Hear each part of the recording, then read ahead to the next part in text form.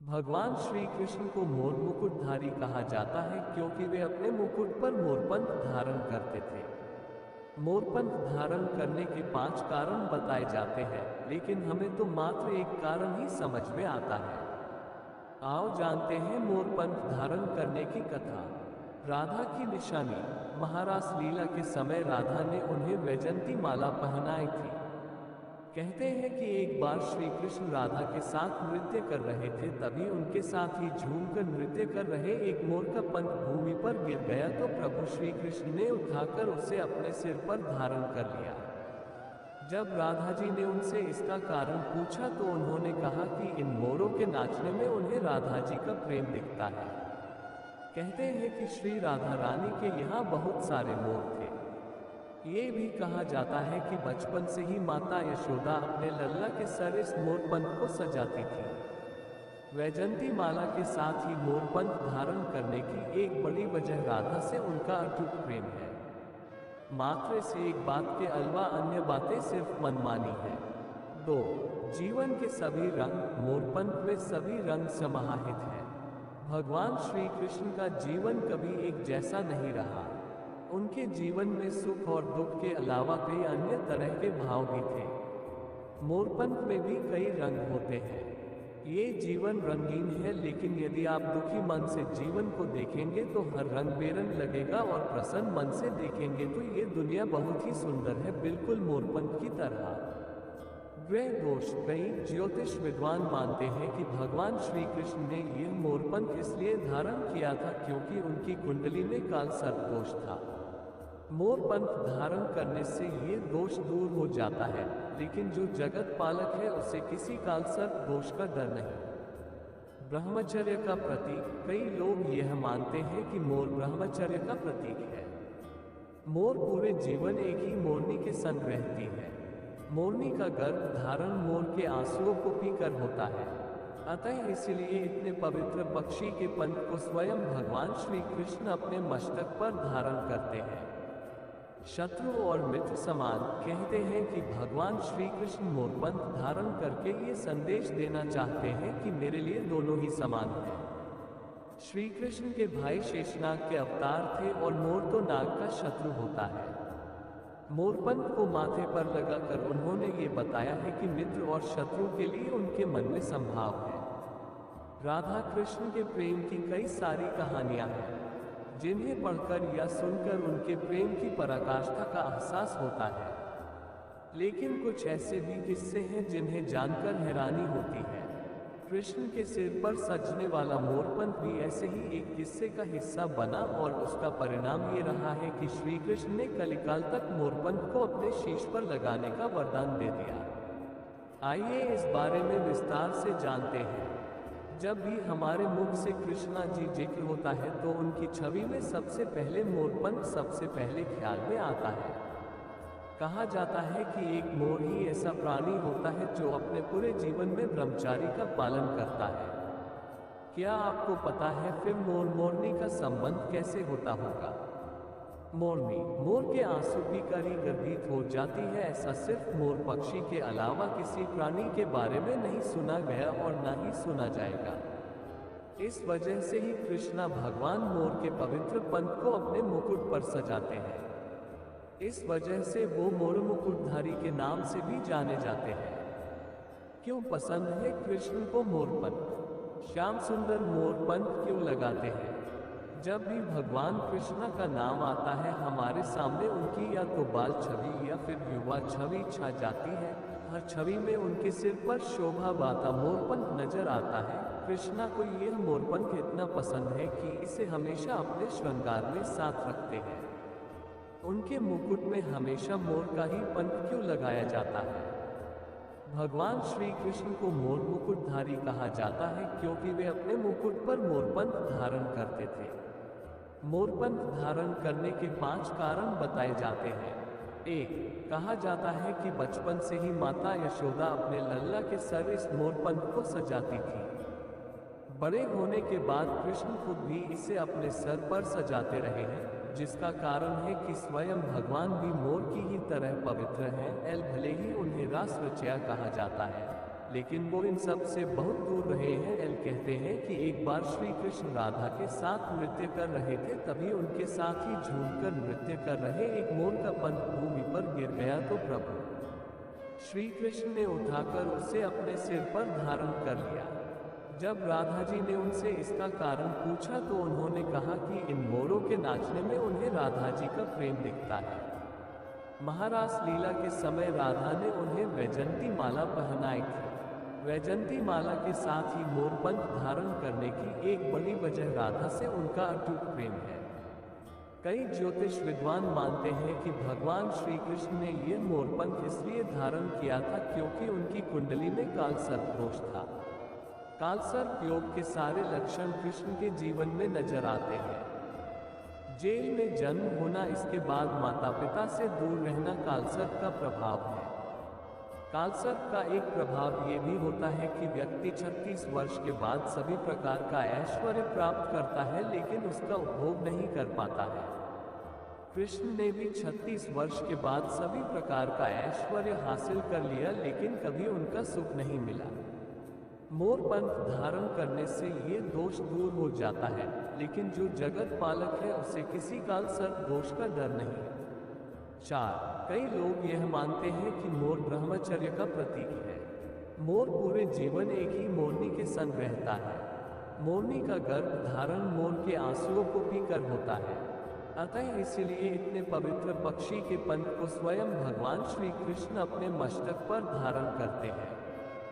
भगवान कृष्णा मित्र और शत्रु के लिए समान भावना रखते हैं। इसके पीछे भी मोरपंख का उदाहरण देखकर हम ये कह सकते हैं, कृष्णा के भाई थे शेषनाग के अवतार बलराम और नागों के दुश्मन होते हैं मोर। अतः मोरपंख सर पर लगा के कृष्णा का ये सभी को संदेश है कि वो सबके लिए संभाव रखते हैं। वही मोर जो नागों का शत्रु है, वह भी श्री कृष्ण के सिर पर विराजित है। यही विरोधाभासी श्री कृष्ण के भगवान होने का प्रमाण भी है कि वे शत्रु और मित्र के प्रति संभाव रखते हैं। ऐसा भी कहते हैं कि राधा रानी के महलों में मोर थे और वे उन्हें नचाया करती थी। जब वे ताल ठोकती तो मोर भी मस्त होकर राधा रानी जी के इशारों पर नाचने लग जाती। एक बार मोर मस्त होकर नाच रही थी, कृष्ण भी वहां आ गए और नाचने लगे। तभी मोर का एक पंख गिरा तो श्याम सुंदर ने झट उसे उठाया और राधा रानी जी का कृपा प्रसाद समझकर अपने शीश पर धारण कर लिया। राधा कृष्ण के प्रेम की कई सारी कहानियां हैं, जिन्हें पढ़कर या सुनकर उनके प्रेम की पराकाष्ठा का एहसास होता है। लेकिन कुछ ऐसे भी किस्से हैं जिन्हें जानकर हैरानी होती है। कृष्ण के सिर पर सजने वाला मोरपंख भी ऐसे ही एक किस्से का हिस्सा बना और उसका परिणाम ये रहा है कि श्री कृष्ण ने कलिकाल तक मोरपंख को अपने शीश पर लगाने का वरदान दे दिया। आइए इस बारे में विस्तार से जानते हैं। अद्भुत है राधे कृष्ण की यह प्रेम कथा। गोकुल में एक मोर रहता था, वह श्री कृष्ण का अनन्य भक्त था। एक बार उसने श्री कृष्ण की कृपा पाने के लिए कन्हैया के द्वार पर जाकर जप करने का विचार किया। इसके बाद वह उनके द्वार पर बैठकर कृष्ण कृष्ण जपता रहा। जप करते हुए उसे 1 बरस बीत गया, लेकिन उसे श्री कृष्ण की कृपा प्राप्त नहीं हुई। एक दिन दुखी होकर मोर रोने लगा। तभी वहां से एक मैना उड़ती जा रही थी। उसने मोर को रोता हुए देखा तो बहुत अचंभित हुई। कन्हैया के दर पर जब रोता रहा मोर, मैना ने सोचा कि यूं तो मोर किसी भी कारण से रो सकता है, लेकिन कन्हैया के दर पर कोई रोए ये तो अचंभित करने वाली बात है। इसके बाद मैना मोर के पास गई और रोने का कारण पूछा। तब मोर ने बताया कि 1 बरस से मैं कन्हैया को प्रसन्न करने के लिए कृष्ण नाम जप कर रहा हूँ, लेकिन कन्हैया ने आज तक मुझे पानी भी नहीं पिलाया। ये सुनकर मैना बोली, मैं श्री राधे रानी के बरसना से आई हूँ, तू मेरे साथ वहीं चल। राधे रानी बहुत दयालु है, वह तुझ पर जरूर कृपा करेगी। मोर ने मैना की बात मान ली और दोनों ही उड़ते उड़ते बरसाना पहुंच गए। लेकिन मोर ने राधा रानी के दर पर भी कृष्ण नाम का ही जप किया। ये सुनते ही श्री राधे दौड़ती हुई आई और मोर को गले से लगा लिया। राधा बोली, नहीं मेरे कान्हा, ऐसे निर्मोही नहीं। राधा रानी ने मोर से पूछा, तू कहाँ से आया है? तब मोर ने कहा कि जय हो राधा रानी की, आज तक सुना था कि तुम करुणामयी हो और आज देख भी लिया। राधा रानी बोली, वह कैसे? तब मोर बोला, मैं पिछले 1 बरस कन्हैया के द्वार पर कृष्ण नाम जप कर रहा हूँ, लेकिन पानी पिलाना तो दूर, उन्होंने तो मेरी ओर देखा तक नहीं। तब राधा जी ने कहा कि नहीं मेरे कान्हा, ऐसे निर्मोही नहीं है। किशोरी जी ने कहा कि फिर से तुम कन्हैया के द्वार पर जाओ, लेकिन इस बार कृष्ण नहीं, राधे राधे रखना। मोर ने राधा रानी की बात मान ली और लौटकर गोकुल वापस आ गया। फिर से कृष्ण के द्वार पर पहुंचा और इस बार राधे राधे रखने लगा। ये सुनते ही कृष्ण दौड़े चले आए और मोर से पूछा, तुम कहाँ से आए हो? तब मोर ने कहा, हे माधव, 1 बरस से तुम्हारा नाम संकीर्तन कर रहा था, तब तो तुमने मुझे पानी तक नहीं पिलाया, आज राधे राधे जपने पर दौड़े चले आए। राधे का नाम जपना सौभाग्य की बात है। मोर की बात सुनकर कृष्ण जी बोले, मैंने तुझको कभी पानी नहीं पिलाया, यह मैंने पाप किया है, लेकिन तूने राधा का नाम लिया, ये तेरा सौभाग्य है। इसलिए मैं तुझको वरदान देता हूँ कि जब तक ये सृष्टि रहेगी, तेरा पंथ सदैव ही मेरे शीश पर विराजमान होगा।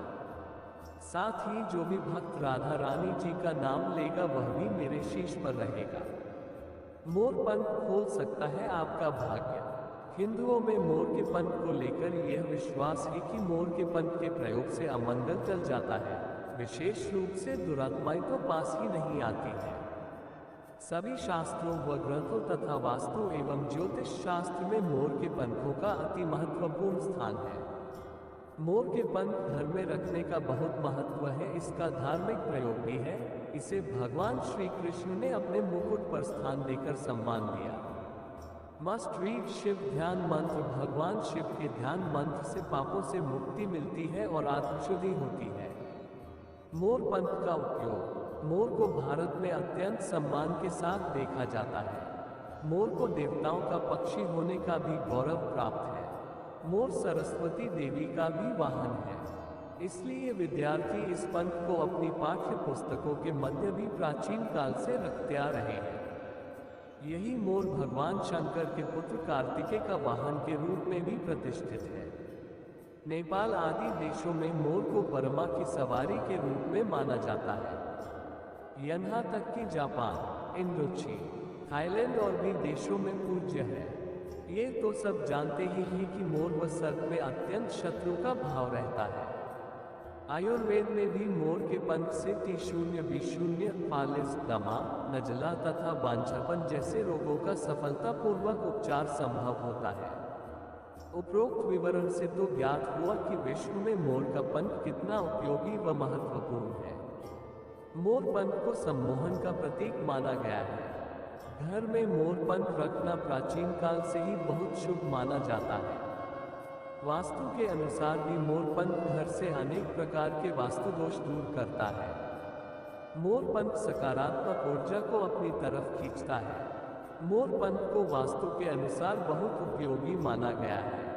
यही मोर का पंख हमारे ज्योतिष शास्त्र एवं वास्तु शास्त्र के द्वारा मनुष्य जीवन में कितना भाग्यशाली सिद्ध होता है कि एक मोर का पंख हमारे जीवन की दिशा बदलने में कितना सहायक है।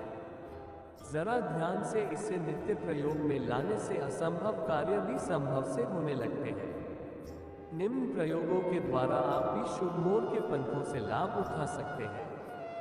यदि मोर का एक पंख किसी मंदिर में श्री राधा कृष्ण की मूर्ति के मुकुट में 40 दिन के लिए स्थापित कर प्रतिदिन मक्खन मिश्री का भोग सायंकाल को लगाए, 41वें दिन उसी मोर के पंख को मंदिर से दक्षिणा भोग देकर घर लाकर अपने खजाने या लाकस में स्थापित करें, तो आप स्वयं ही अनुभव करेंगे कि धन, सुख, शांति की वृद्धि हो रही है।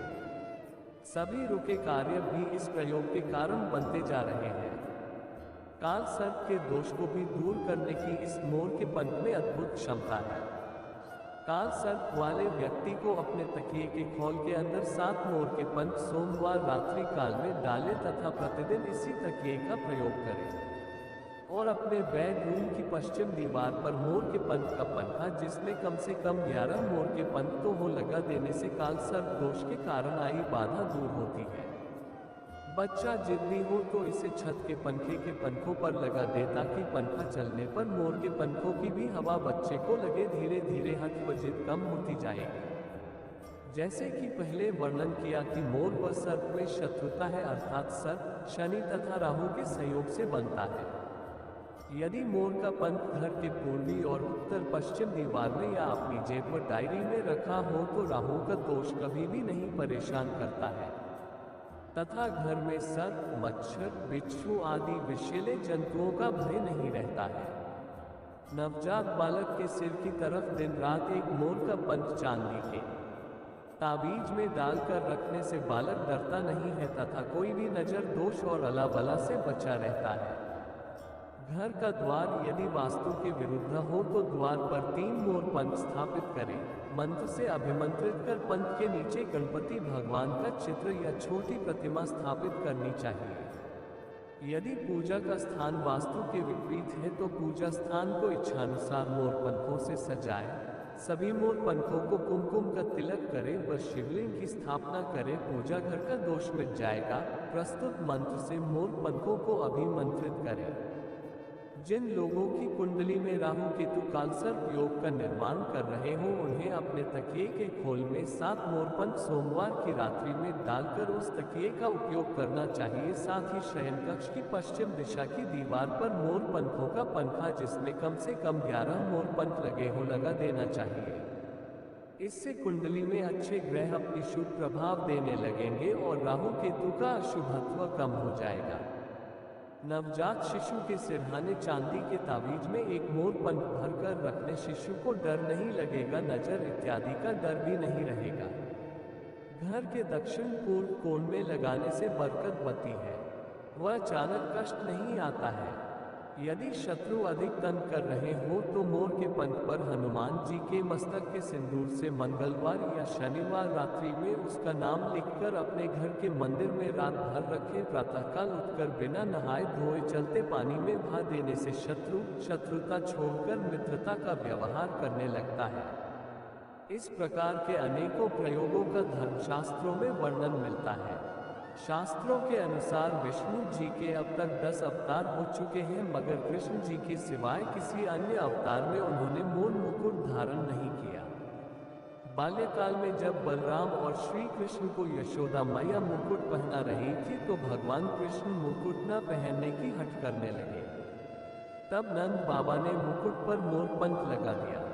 उसे देखकर भगवान कृष्ण बहुत खुश हुए और उसे प्रसन्नता पूर्वक सर पर सुशोभित कर लिया। मोर पंख से बने मुकुट की शोभा का गुणगान नहीं किया जा सकता। कई कथाओं में ये जिक्र आया है कि कृष्ण भगवान को मोर पंख बहुत पसंद था, इसलिए वह सदैव मोर पंख मुकुट में सजाए रखते थे। जबकि कुछ ज्योतिषशास्त्री इसका कारण कृष्ण की कुंडली में मौजूद दोष मानते हैं। कुंडली में मौजूद दोष के अशुभ प्रभावों को दूर करने के लिए कृष्ण हमेशा मोर पंख को अपने सिर पर रखते थे। अनेकों शास्त्रों के अनुसार 1967 में सोलन में आयोजित एक ज्योतिषीय सम्मेलन में कृष्ण की कुंडली दोष पर विस्तार से चर्चा हुई थी। वहां पहुंचे एक जैन ज्योतिषी का मानना था कि कृष्ण अपनी कुंडली में मौजूद कालसर्प योग के अशुभ प्रभावों को दूर करने के लिए मोर मुकुट धारण किया करते थे। ज्योतिषियों ने ये भी बताया कि कालसर्प योग के सारे लक्षण कृष्ण के जीवन में नजर आते हैं। जेल में जन्म होना, इसके बाद माता पिता से दूर रहना कालसर्प का प्रभाव है। कालसर्प का एक प्रभाव ये भी होता है कि व्यक्ति 36 वर्ष के बाद सभी प्रकार का ऐश्वर्य तो पा लेता है लेकिन उसका उपभोग नहीं कर पाता है। कृष्ण ने भी 36 वर्ष के बाद सभी प्रकार का ऐश्वर्य हासिल कर लिया लेकिन कभी उनका सुख नहीं मिला। जय श्री राधे। मोर मुकुट बंसी।